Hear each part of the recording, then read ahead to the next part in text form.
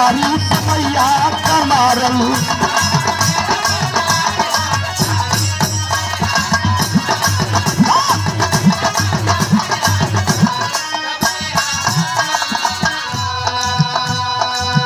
हसनापुर से निकली है रोती हुई बिलखती हुई असापत अबला।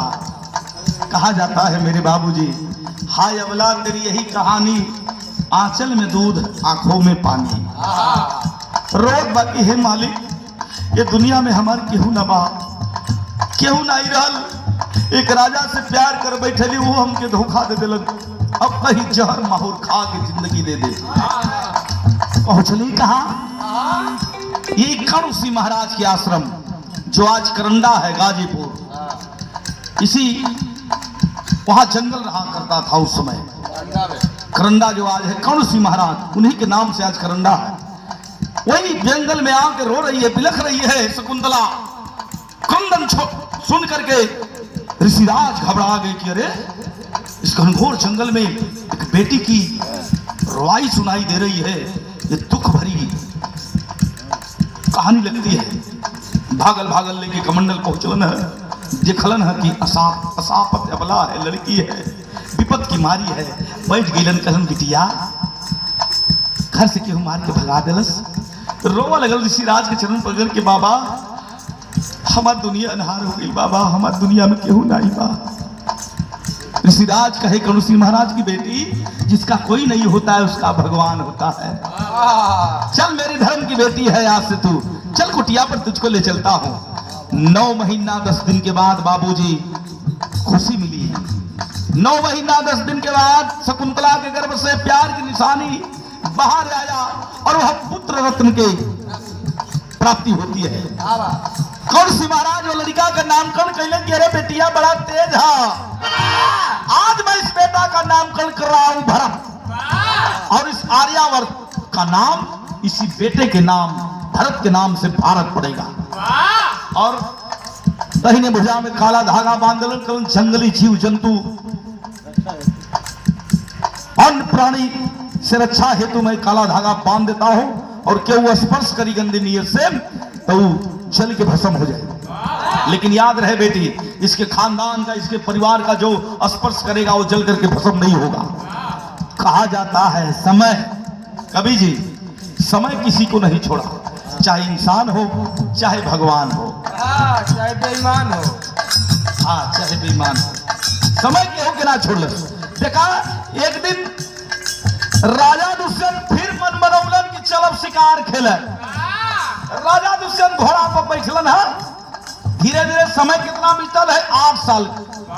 लड़का खेलने कूदे लगल, तो भरत बेटवा घोड़ा पर सवार भइलन राजा दुष्यंत और शिकार खेले वही जंगलवा में गइलन है। तो देखे होत का बा भाला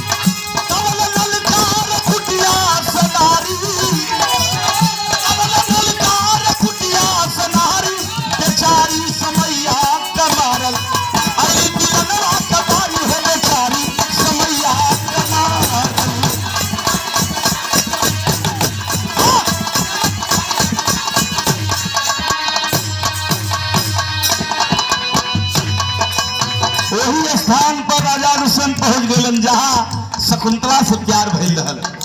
पेड़ के नीचे 8 साल का बचवा शेर का जबड़ा फाड़ के दांत गिनत रहल। राजा टकटकी मार के देखा लगन घोड़ा पर सवार हुआ, रे केकर बेटवा कोनो योद्धा था, किसी वीर पुरुष का बेटा है। तनी उतर के घोड़ा से बेटवा के खिला ले गोद में लेके। राजा लक्ष्य बना लिए, घोड़ा पर से उतरे हैं और लक्ष्य बना करके बेटा की ओर बढ़े हैं। कुटिया दूरी पर हो, पहचान ना पाओ थे, सोचत थे शकुंतला की अरे बाप रे बाप हमार बचवा खेलत बा, कोई मनई है। घोड़ा पर से उतरल है, बेटवा के स्पर्श करी तो जल के भस्म हो जाई। ललकार नहीं है ओ भैया, वो लड़का के छुइया मत।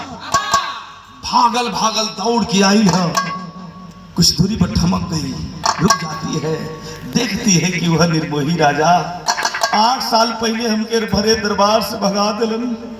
हम अपने प्यार के भीख मांगे गई तो राजा कलन हमके भिखारिन धन के लोभी में हमको लांछना लगा रही है। राजा का जब श्राप धीरे धीरे कटल है, दुर्वासा ऋषि महाराज का श्राप जब कटल है, धीरे धीरे याद आवत है कि यहाँ से हमके केहू के रिश्ता रह, केहू से प्यार के ले करार के ले रही। हे मालिक की तो बरसों बरस बीत गल, हम केहू के मांग में सिंदूर भरा बदे वादा के ले रही और गोदिया में ले वो लड़का खेला था, बहुत सुंदर है, क्या कहना। शकुंतला आइल है और दौड़ के चरनिया पकड़ के राजा दुष्यंत को रोवे लगल। अपने अश्वन के धारा से शकुंतला दुष्यंत के चरनिया धोए लगली, उठा लिए और कहे कि हे शकुंतला, मैं निर्मोही राजा हस्तिनापुर नरेश तुम्हारे सामने खड़ा है, जो सजा देना है दे ले रानी साहिबा। बड़ी गलती भई, बड़ी गिलानी भई हमरा से, माफ कर दा हमके, क्षमा याचना मांगत हुन। कहत शकुंतला की हे प्रिय, हे राजन, बिहाने के भुलायल साझी के घरे चली आल तो के भुलायल ना कहल जाला। कौनो सी महाराज वही जंगलवा में से देखत रहो, कुटिया में से आ है आज हमार बिटिया अभागन आज सुहागन हो जाएगी।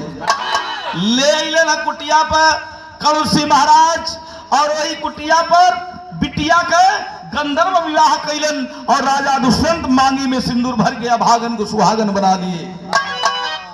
विदाई के बेला है पंचो, चाहे हमारे घर का बात होकर चाहे जमाना के घर का बात होकर, रात तभी जाला जब बिहार होला, बेटी बहन के विदाई होला, जेकर पत्थर का करे जा रहा भैया वो डहुर देला बहन बेटी की विदाई में। बेटी के विदाई करते हो राजा हस्तिनापुर का नरेश दुष्यंत राजा लेके चलल हो अपने नगर के ओर, भैया राजधानी के ओर। तो उस समय विदाई के बेला में पेड़ पौधा चिड़िया पशु पक्षी सब लोग रोवत रहल। कैसे भैया, आवा आखिरी लाइन है।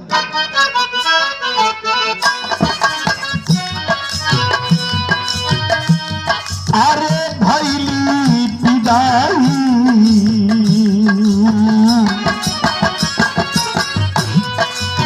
अरे विदाई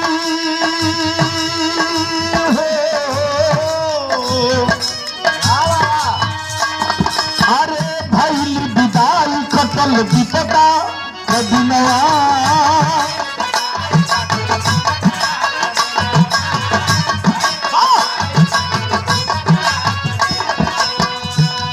अरे प्यारे लाल चंद्रिका भी हंस गई मनवा हो,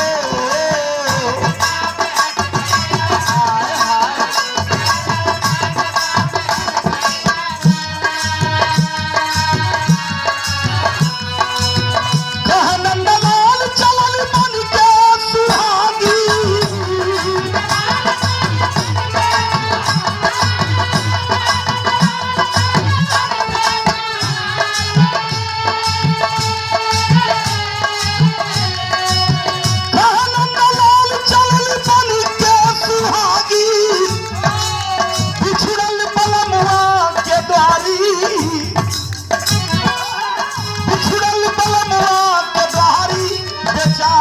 समय